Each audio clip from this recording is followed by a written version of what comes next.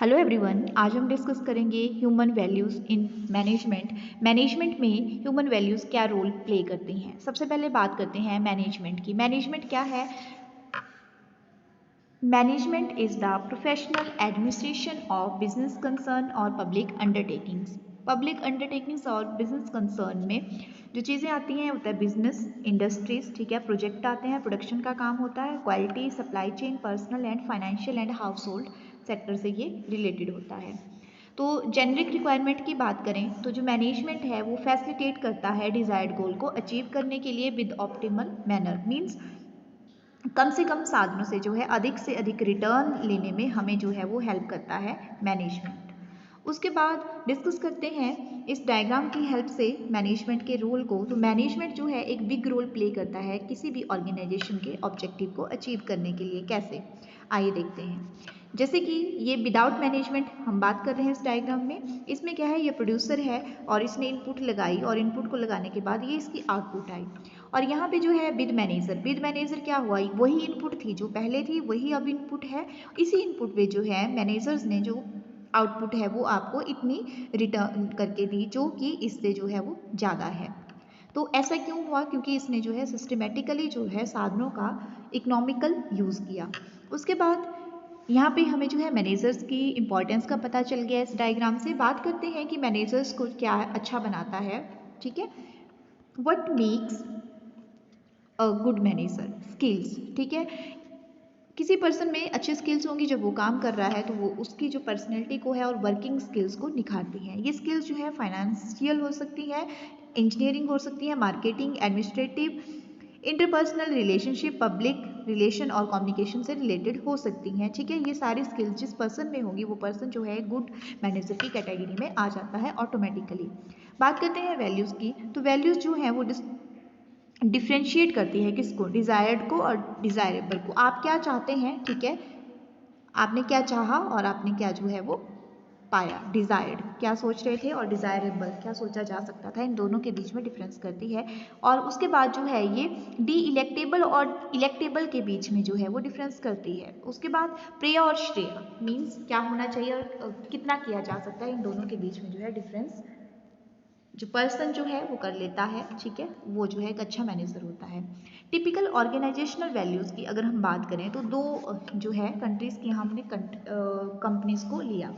Japan आप भी देख रहे हो कितना डेवलप्ड है और अमेरिका ये भी डेवलप्ड है।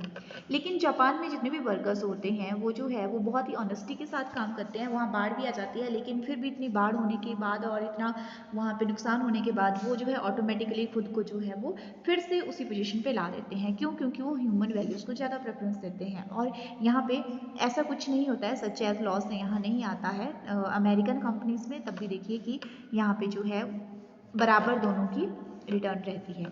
क्योंकि जापानीज कंपनीज जो हैं वो नेशनल सर्विस थ्रू इंडस्ट्री को इंपॉर्टेंस देती है, फेयरनेस पे फोकस करती है, हार्मोनी एंड कॉर्पोरेशन पे फोकस करती है और स्ट्रगल करती है बेटरमेंट के लिए। प्योरिटी एंड ह्यूमैनिटी को जो है ध्यान में रखती है और जजमेंट एंड एस्माइलेशन को जो है वो फोकस करती है। उसके बाद ग्रैटिट्यूड को भी यहाँ पे ध्यान में रखा जाता है।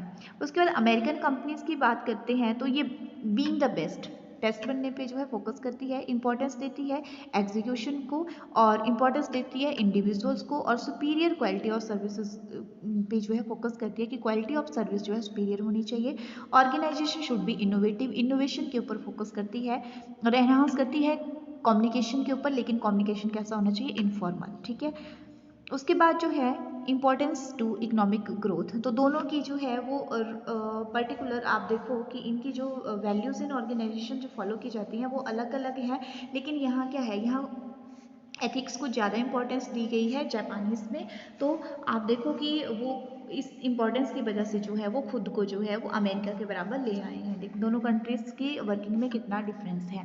बात करते हैं values for Indian manager. Indian managers के लिए प्रोफेसर चक्रवर्ती ने कुछ वैल्यूज़ जो हैं वो सजेस्ट की हैं। इन वैल्यूज़ की अगर बात करें तो इसमें है रिस्पेक्ट फॉर इंडिविजुअल की रिस्पेक्ट होनी चाहिए, कॉर्पोरेशन एंड ट्रस्ट, ठीक है, विश्वास होना चाहिए एम्प्लॉयज़ के ऊपर और कॉपरेट भी करना चाहिए, किसी से जेल्स नहीं करनी है। उसके बाद प्योर सिस्टम होना चाहिए, purification of mind and work also. Quality जो है टॉप लेवल की होनी चाहिए प्रोडक्ट एंड सर्विसेज की। वर्क इज वर्शिप, काम ही पूजा है, ये जो है बेसिक रूल फॉलो किया जाना चाहिए by all the employees. Non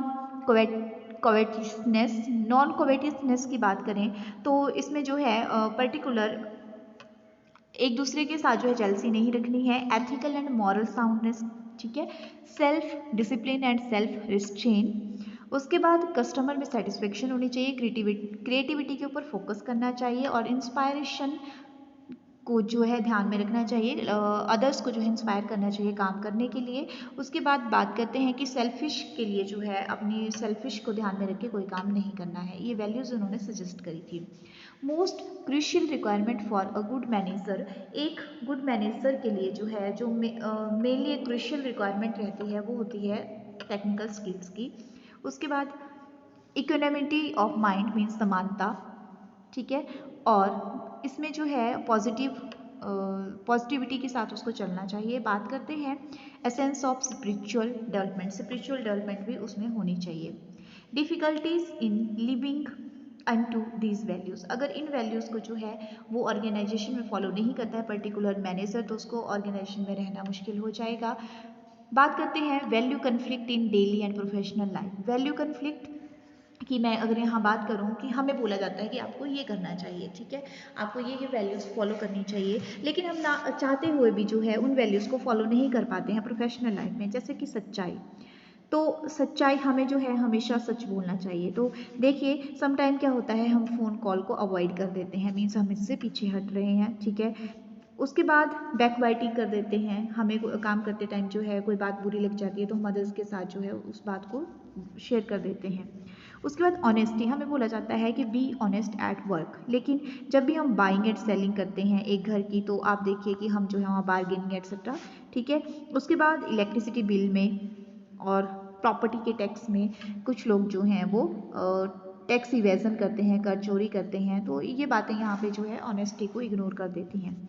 work is worship, बोला जाता है काम ही पूजा है, लेकिन आप जो है गवर्नमेंट सेक्टर में देखिए, ठीक है, कॉल सेंटर में देखिए और पब्लिक सेक्टर यूनिट्स में देखिए कि लोग कितने डेडिकेशन के साथ काम कर रहे हैं। अगर वो डेडिकेशन के साथ काम करते तो ऑर्गेनाइजेशन जो है वो डूबते नहीं। नॉन जेलसीज, हमें जो है जेलसी नहीं करनी चाहिए, लेकिन आप देखिए जब प्रमोशंस होती है एम्प्लॉय की तो जिसकी प्रमोशन नहीं हुई है वो किस तरह का एटीट्यूड रखता है प्रमोटेड एम्प्लॉय के लिए। तो इसमें बोला गया है कि कन्फ्लिक्ट रह जाता है वैल्यू सिस्टम और प्रोफेशनल लाइफ के बीच में। जैसे कि हमें बोला गया है कि सत्यमेव जयते, ये हमेशा हमारा भारत जो है इस चीज़ को मानता है कि सत्यमेव जयते, सच की हमेशा जीत होती है, लेकिन एक स्टैट्यूटरी वार्निंग दी जाती है कि speaking the truth can be harmful for your health, ठीक है। तो अब देखिए हम क्या यहाँ से समझें, ये क्वेश्चन मार्क आपस में फिर से जो है वो राइज हो जाता है। नोइंग वर्सेस इम्बाइबिंग वैल्यूज़, तो हम जो है अपनी नोइंग और इम्बाइबिंग वैल्यूज़ की बात करें तो इसमें जो है caution between conscious and unconscious mind, ठीक है, इन दोनों के बीच में भी जो है वो कैशम आ जाता है। उसके बाद जो है बात करें तो practical training in mental purification, ठीक है, हमारे जो मेंटल लेवल है उसको जो है प्रैक्टिकल ट्रेनिंग से जो है प्योरीफाई किया जा सकता है। और द्रोणाचार्य के डायलेमा को बोला गया है कि जन्मी धर्मा ना के मैं प्रवृत्ति, जन्मी अधर्मा ना के मैं निर्वृति। उसके बाद बात करते हैं Y does the mind become impure, mind जो है इम्प्योर क्यों बन जाता है। सही बात है, बहुत ही इंपॉर्टेंट चीज़ है। कॉग्निशन होता है, कॉग्निशन हमारे माइंड की जो नॉलेज है उसको हम इवेलुएट करते हैं, इवेलुएशन में जो है वो हमारी सेंसेशन आ जाती है और सेंसेशन में जो है ब्लाइंड हम रिएक्शन दे देते हैं। ये जो ब्लाइंड रिएक्शन होता है यहीं से हमारा जो है माइंड है वो मोर इम्प्योर होता है, क्योंकि हम सोचते समझते नहीं हैं। जो बेयर ऑब्जर्वेशन है वो एक्सपीरियंस ऑफ इम्परफेंस को जो है वो लीड करता है। Y does the mind become impure, हमारा माइंड जो है वो इम्प्योर क्यों बन जाता है, ठीक है।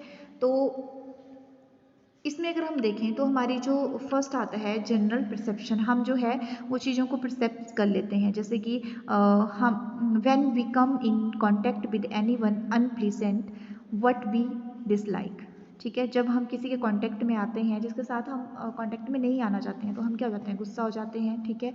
तो यहीं से जो है इम्प्योरिफिकेशन आ जाती है। उसके बाद जो है हम particular when we come in contact with anything pleasant, जब हम किसी के साथ ऐसे कांटेक्ट में आते हैं और खुश हो जाते हैं, ठीक है, तो उससे क्या होता है, हम जो है उसकी तरह बनना चाहते हैं। जैसे कोई बहुत ही प्रॉस्पेरियस पर्सन है, ठीक है, उसके कांटेक्ट में हम आ जाते हैं तो उसकी तरह बनना चाहते हैं, उसके साथ हम खुद को कंपेयर कर लेते हैं, तो वहीं से जो है हमें जेलसिस फैक्टर जो है वो आ जाता है, जो कि इम्प्योरिफिकेशन को लीड करता है। उसके बाद if this be the ultimate truth change the surrounding escape from this state quickly, जब हम जो है पर्टिकुलर अल्टीमेट ट्रूथ को फाइंड आउट कर लेते हैं तो हम उस सराउंडिंग से भागने लग जाते हैं, और वहाँ पे जो है हम निग्लेक्शन जो है निग्लेक्ट करने लगते हैं चीज़ों को, इम्प्योरिफिकेशन को जो है फिर ऑटोमेटिकली खुद में ला लेते हैं। उसके बाद why does the mind become impure की अगर मैं फिर से बात करूँ तो modern studies also agree that sensation play a crucial role in emotion, जब हम बहुत ही सेंसिटिव हो जाते हैं तो हमारे इमोशन जो है वो हमारी अवेयरनेस को जो है वो रोक लेते हैं। उसके बाद बात करते हैं कि मेनली स्टडी में यही बोला गया है कि हम ज़्यादा अगर सेंसिटिव ना हों तो हम जो है इम्प्योरिफिकेशन को अवॉइड कर सकते हैं।